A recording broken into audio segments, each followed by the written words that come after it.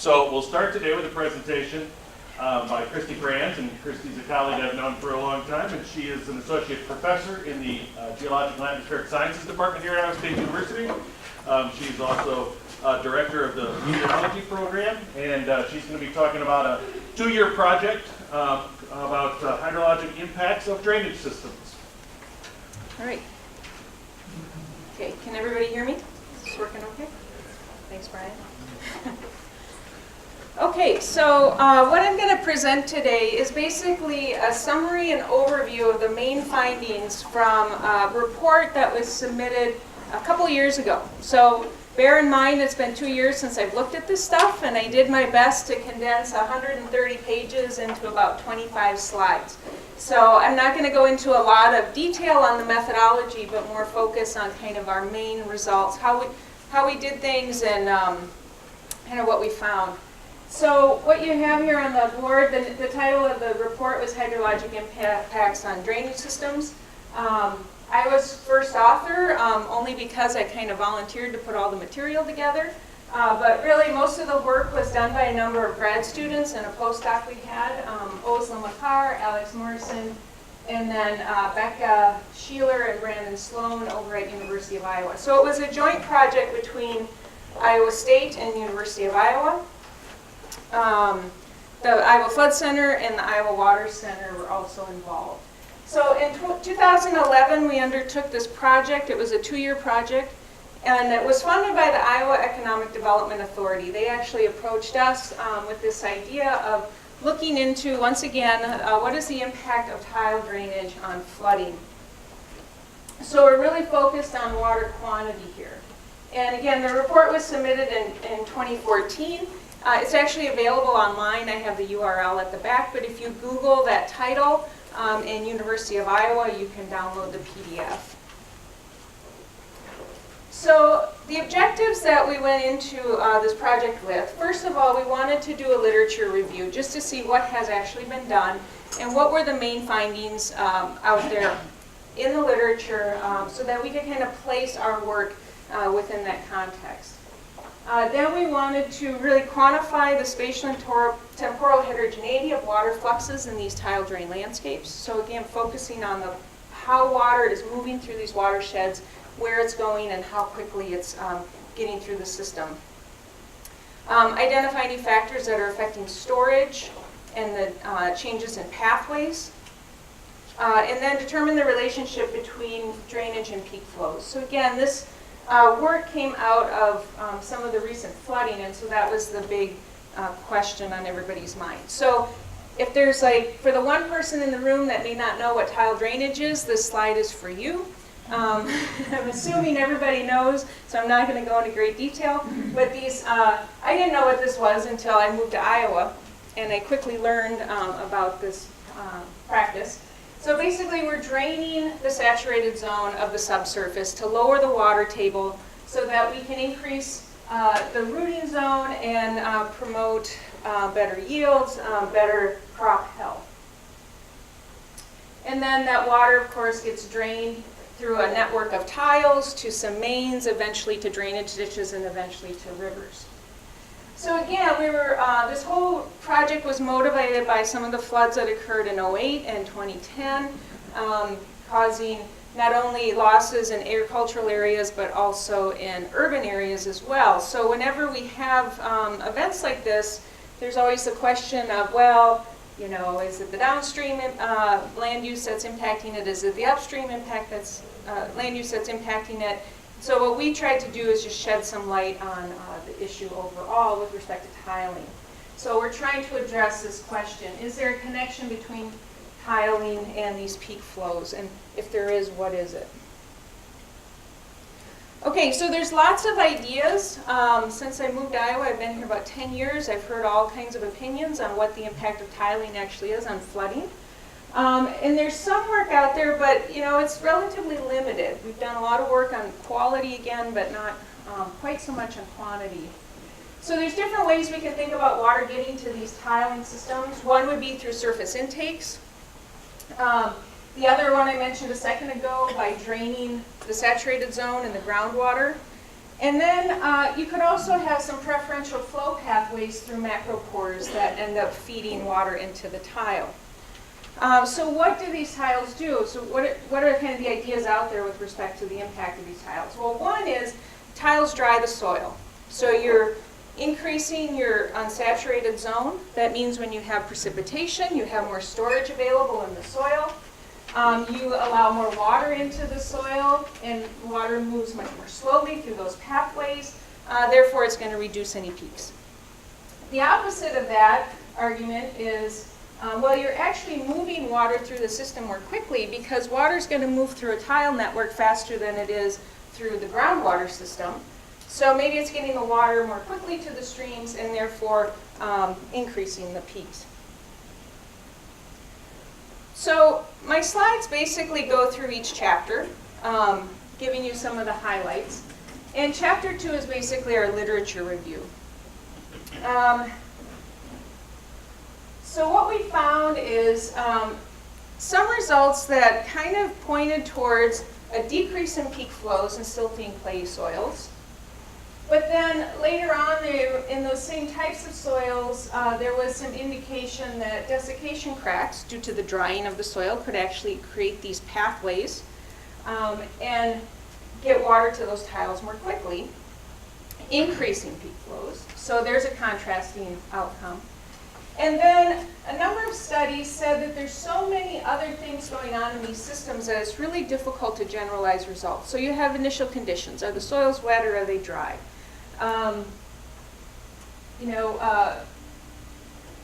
What else? I guess that's the one thing. What are the differences in response times? Where are the tiles located? Just a lot of different factors that end up giving you these varying results.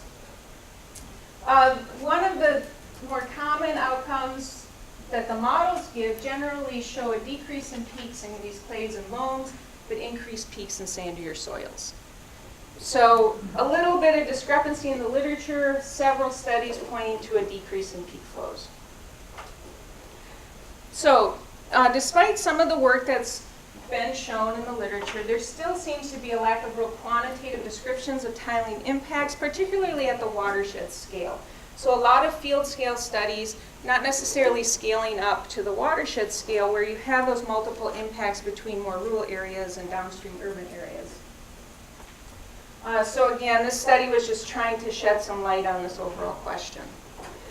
So what we did, we only had 2 years. So doing any sort of detailed field study, taking lots of data, was just not going to be possible in 2 years. So we decided to take a modeling approach. And we did this in several different ways. We kind of started out with the traditional approach where we did some field scale modeling. We used 2 very common models, a SWAP model and the drain mod model, that have been used in other studies. Then we scaled up the drain mod model and applied it at a watershed scale.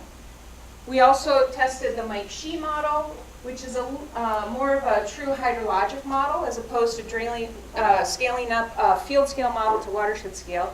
The Mike Shee is actually built to represent systems at the watershed scale. And then we played around with the hydrogeosphere, and I say played around with because at the end I'll tell you we had some difficulties with that model. But this is really the most complex, truly physically based model that we tested. So we tried field scale up to watershed scale modeling tests.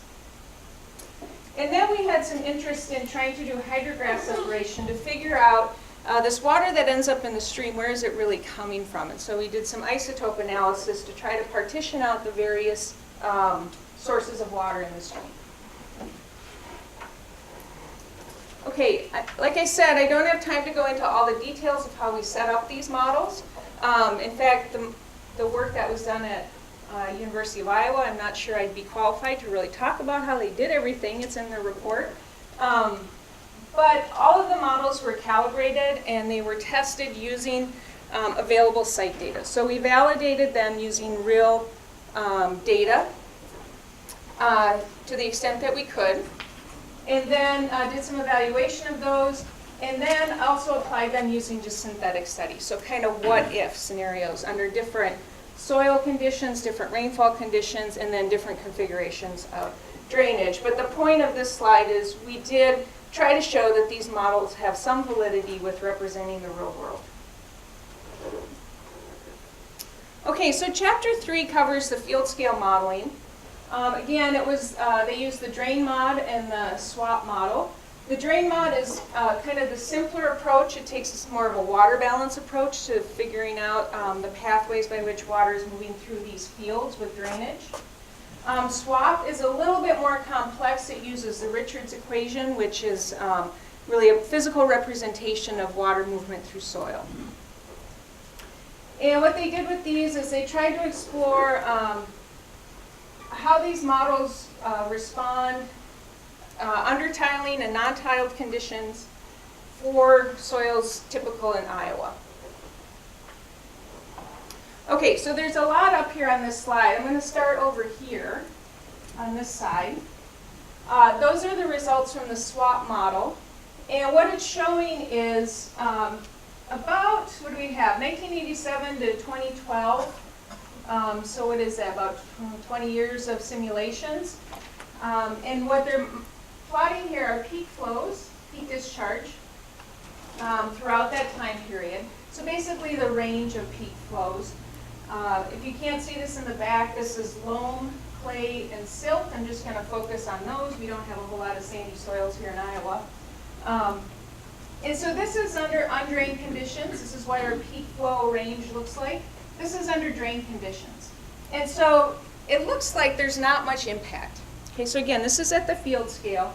And just kind of typical numbers being put in for these types of soils. There might be a slight decrease over here under drained conditions, but the range isn't much different, that you can say much between those two plots. Here are the results from the drain mod model. This is just showing for clay soils. We do have other soils in the report. And this is looking at parsing it out between low rainfall events, kind of medium range rainfall events, and very high rainfall events. So we have low, medium, and high here on the x-axis, and then just peak flows, plotted again as box plots. So under these conditions, or parsing it out by rainfall type, what they found was slight increase in the median, the peaks that happen under kind of middle range precipitation. Slight decrease in the peaks that happen under the highest precipitation events. Okay, again, not a whole lot of variability there, but just slight shifts in those events. So this kind of harkens back to what was in the literature as well, is that a decrease in the peaks, but maybe for the highest events, but maybe slight increase for kind of low to medium range events. I think these results are kind of interesting. So this is running drain mod for 7 different main soil classes in Iowa, and then plotting the results out, mapping it according to soil type throughout the state. So again, they divided out the different types of rainfall events. So here we have very light rainfall events, kind of medium range rainfall events, and then very intense rainfall events. And the green, if you see green, that means there was no difference whether that landscape was tiled or not tiled. If you see blue, that means that there was a reduction in the flow under tiled conditions. And if you see red, that means there's an increase of flow under tiled conditions. So what we see here under the really kind of light rainfall events is similar to what we saw in the previous slide, slight increase in flow if it's tiled throughout the state. Under kind of the medium range, we see no difference for most of the state, but along the boundaries here in the east and west, slight increases in flow. And then when we get to the highest rainfall events, which most people are most interested in, we see reduced flows in large sections of the state, and then no difference in other portions. So these areas where you see no difference, the runoff is just dominating the system. And the water that we're getting through the tiles is likely just a small component of the overall flow getting to the streams. So if you look at this map, you can very easily pick out some of those Iowa landforms in there. The Des Moines lobe shows up really substantially here in that reduced flow section of the highest rainfall events. Okay, so that was applying that model just kind of at the traditional field scale that they were designed for. Chapter 4 then is where we try to scale it up to the watershed scale, where we really felt that there's a lack of investigations kind of at this scale. So the first study that I'm going to show here is using that DrainMod model. And what they did is they took that model, applied it to the Clear Creek watershed, which many of you are probably familiar with over there in the eastern part of Iowa. And they divided this watershed up into a whole bunch of hill slopes. So you can kind of see the little units here on this diagram. Each one of those black lines outlines a hill slope. And they applied DrainMod to each one of those hill slopes using the, the watershed conditions, the soils, representative of that watershed.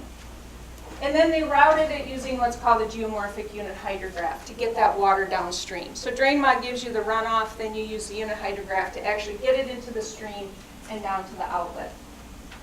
So they ran this for 30 years of hourly rainfall, equally distributed across the watershed. So the whole watershed received the same amount of rainfall.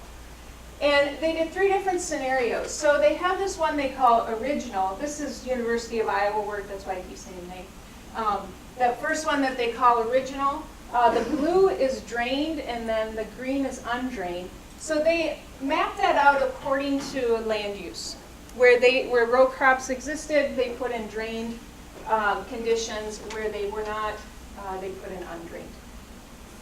And then they did 2 other scenarios. What happens if we put all the drainage upstream versus what happens if we put more of the drainage downstream? And they made sure that the same percentage of land was drained in each one of those. Okay, so for these results, I'm going to show you a couple of the hydrographs that were produced. Hopefully you can see this green line. It looks kind of bright. This is the August 10th to the 21st from 1993, so some pretty intense precipitation. We had one event here around the 10th and the 11th, and then another one here around the 17th. And in that first event, the undrained, the all undrained scenario shows a little bit higher peak, but really not much difference between any of them. The original, which would be kind of what is expected to be the conditions out there today, is the red, and then the all drained is the blue. So for that first one, not much difference. That was definitely the largest event. For this slightly smaller event that came a little bit later, we're seeing in the all undrained, that green line definitely produced the larger peaks, and the all drained kind of starts out lower and then ends up with the maximum peak being equal to the original. So bottom line here, the undrained ended up giving us the highest peak in this case. So getting back to that, those 3 scenarios that I showed on the slide a couple seconds ago, this gives us a difference between what if we have the conditions we think exist today, what if the drainage is upstream, what if the drainage is downstream. So the red is the drainage downstream, the blue is the drainage upstream. And then I guess in this one they showed all drained here in the green. So what we're seeing is that in the first event, again, not a significant difference, a slight increase in that main peak if the drainage is near the outlet versus being upstream. And then on the second one, the far drain, the one where the drainage is upstream, definitely had a decreased peak discharge. Okay, so why is that? And if you separate out that hydrograph into the components, the blue here is what's coming out of the tile drainage, and then the green is what's coming, or sorry, not coming out of the tiles. The blue is what's coming out of the tiled subwatersheds or hill slopes, and the green is what's coming out of the undrained region. When you have the drainage near the outlet, that water is being routed basically through the soil profile into the tiles. And that takes a little bit longer than if it runs over land. So you're actually decreasing runoff near the outlet by having tile drains there. And so you still have water in the system when some of that water from upstream starts reaching the outlet. And so the two kind of coalesce together to form a larger peak at the end. In the far drained, what happens near the outlet is you have a lot more surface runoff, so that water exits quickly. And then, you know, you're slowly getting your runoff moving through that system, so it gets spread out further in time. And here's where that drainage pulse is coming in at the end, and it's not really having a significant impact on that final peak. So depending upon where you have your drainage in the watershed, that can impact what the response of that watershed is going to be.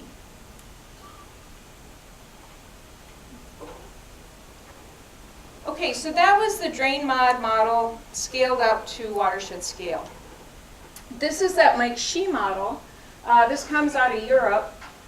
It's much more physically based. It's truly a watershed scale model. It's basically a hydrologic model that they added a tiling function to. We applied this to the South Fork watershed. And we didn't do it for the whole watershed. We did it for a small subbasin, the TC242 subbasin, which is actually quite small, only 1.6 square kilometer.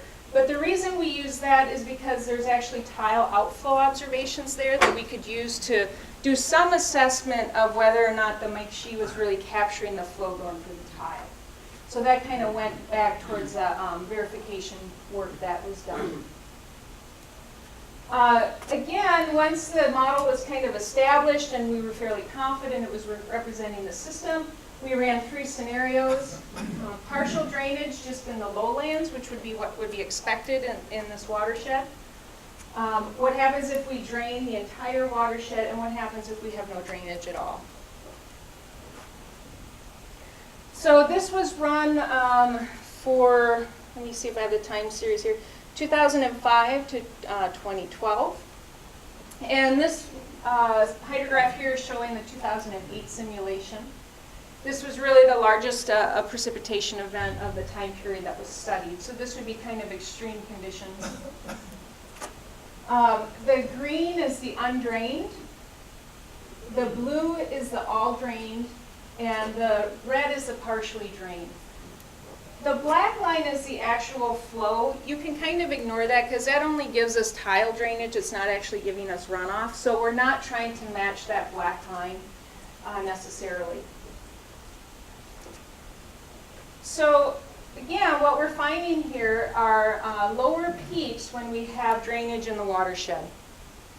And that occurred for both of these events. So here's, a really strong peak under undrained conditions, a really strong peak under undrained conditions in that second one as well. And then for moderate events, we see the opposite. You see it switch again, where under undrained, we actually have a lower peak. And for the both scenarios where there's some drainage, we have a larger peak. That goes back again to what was found in the literature and some of the previous modeling. This is 2007, which is more of a normal year. And what we see under normal conditions, very similar to what we saw in that last slide, is that under lighter rainfall events, drainage gives us lower peaks. Or sorry, undrained gives us lower peaks. If it's drained, you tend to get higher peaks. Okay, so that kind of summarizes our modeling chapters. Chapter 5 is the one where we use some stable isotope analysis to try to tease out the signatures that we were seeing in the water. We collected samples from groundwater wells, surface water, tile water, and precipitation from 2011 to 2013 in the South Fork watershed. And then we did stable isotope analysis to try to find signatures in each of these different sources to figure out what was the component that was making up the stream flow. So a couple of challenges here. It's hard to do this in 2 years. And it's hard to do it when you're in the middle of a drought and there's no precipitation happening. So unfortunately, or maybe fortunately, I don't know, we really went into a very strong drought, and there's just no precipitation happening in the basin. And the project didn't go long enough for us to get into kind of a recovery period where we could see what happens when we go back to normal conditions. But we did see some interesting things. We actually got some data out of this. So this is a time series of the isotopes. This is oxygen 18. Please don't ask me to explain what they did, because this is not my area of expertise.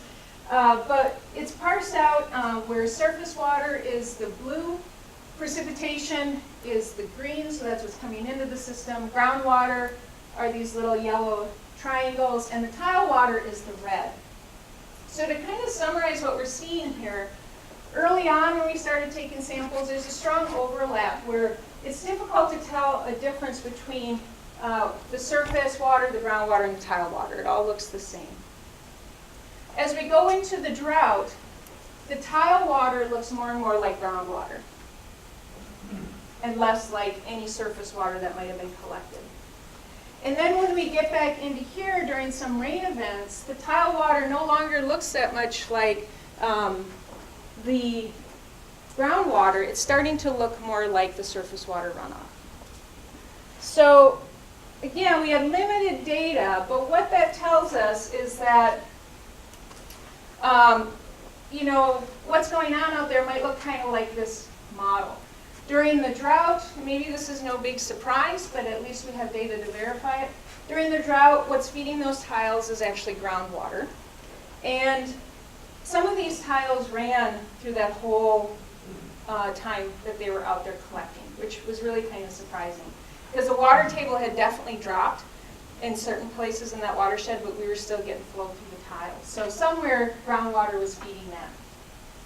Under normal conditions, you probably have a mix where you have some groundwater and some precipitation feeding it. And then under flooding, it seems like, at least during those rainfall events that we were able to sample, that the tile water looked a lot more like precipitation than it did like the groundwater signal. Okay, so moving on to chapter 6, which is our major findings. The field and watershed scale model results both support a reduction in peak flows for very intense events, or in some cases, no impact whatsoever. It didn't matter if there were tiles there or not, compared to conditions where you have no drainage. Of course, this is modified by precipitation patterns, which we didn't really assess. Where the drains are located, we showed some evidence of that. And of course, antecedent conditions as well, because we see variations in behavior whether we had recent rain or not.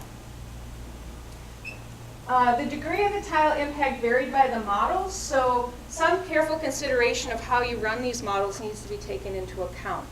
The scale at which you apply these models is important. It gave us different results. The Mike Shee, we applied at a much smaller scale, and we saw more dramatic changes between drained and undrained conditions than at the larger watershed scale. So scale is important, as well as just what does the model do and how does it do it. Both the modeling and isotope analysis showed that it seems like under tiled conditions, those low to moderate flows are increasing, and that indicates that overall water output is likely increased under tiled conditions. And during those dry conditions, the drains were still tapping into water sources that would otherwise not be contributing to stream flow. So the fact that we have tiles draining the groundwater system, that water would not be reaching the stream as quickly under normal conditions. So again, going back to overall increase in output. We definitely had some challenges. One was just trying to do this in 2 years. One was trying to work across the state and come up with coordinated efforts. But also there's just difficulty in validating these models. We don't have really good watershed scale observations in tiled systems. And ideally you'd want paired watersheds where one is tiled and one is not tiled. TC 242 had tile observations but no surface runoff. Clear Creek had surface runoff but no tile observations.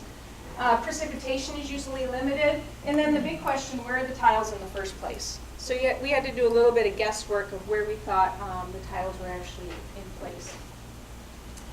as models become more realistic, they become harder to run at larger scales. And that model I mentioned early on, the hydrogeosphere, it's a finite element, fully distributed, fully physically based model that can model from the surface, thousands of feet underground.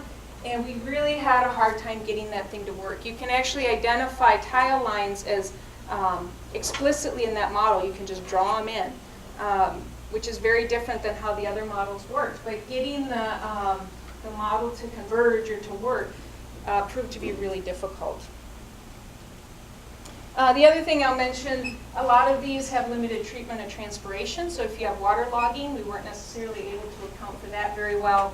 And we really didn't account for surface intakes very directly in this. So a lot of, still some remaining questions that could be explored. Again, I just want to acknowledge the Iowa Economic Development Authority that funded this work. And then I'll be happy to take questions if we have time. I was just thinking when you were showing like in South Fork and some of the others, when you get to the Des Moines Lode, we have lots of little depressions throughout the watershed. Actually, even though runoff, water runs off in the high rain events into these depressions, and even if there's tile inlets, it's so much that they can't handle it. Right. So essentially, the tiles back up and cannot keep up with the flow that's delivered to them into the high rain events. So that could contribute to little storage, temporary storage in these depressions that slows the. Right, so the comment is on surface storage depressions. Even if you have intakes, they tend to get backed up, and we all see this when we drive around Iowa. And the one thing I didn't mention, but is kind of discussed in the report, the Mike Shee model actually has surface depressions in it, where the DrainMod model did not. And that could be part of the reason why we saw a greater change in the impact under tiling, because that model was actually accounting for some of that surface storage. You talked a lot about peaks. Did you look at kind of annual yield and how much water volume came out? Not directly, no. We were mostly looking at hydrographs. We didn't do kind of annual water balances in any of the work that I can remember. I had to kind of refresh my memory the last couple of days, but that would be something else to look at. It was a little bit out of the scope of what we were interested in, but I mean, there is indication that base flows are higher, the low flows are higher, so that suggests greater yield overall. Were you able to separate anything out on where you had surface intakes going into the tile? No, we didn't get that far, unfortunately. Some of this modeling is really challenging, especially to do. If we would have had another year, always more years, always more data, give us more money, right? You're a researcher. Yeah, that's what research is supposed to do. I think that would be really important to incorporate that. And the other thing we talked about we didn't get to is all the straightening of the drainage ditches that has occurred in the landscape and how that shunts water more quickly downstream. We also didn't get to that question either. One more question?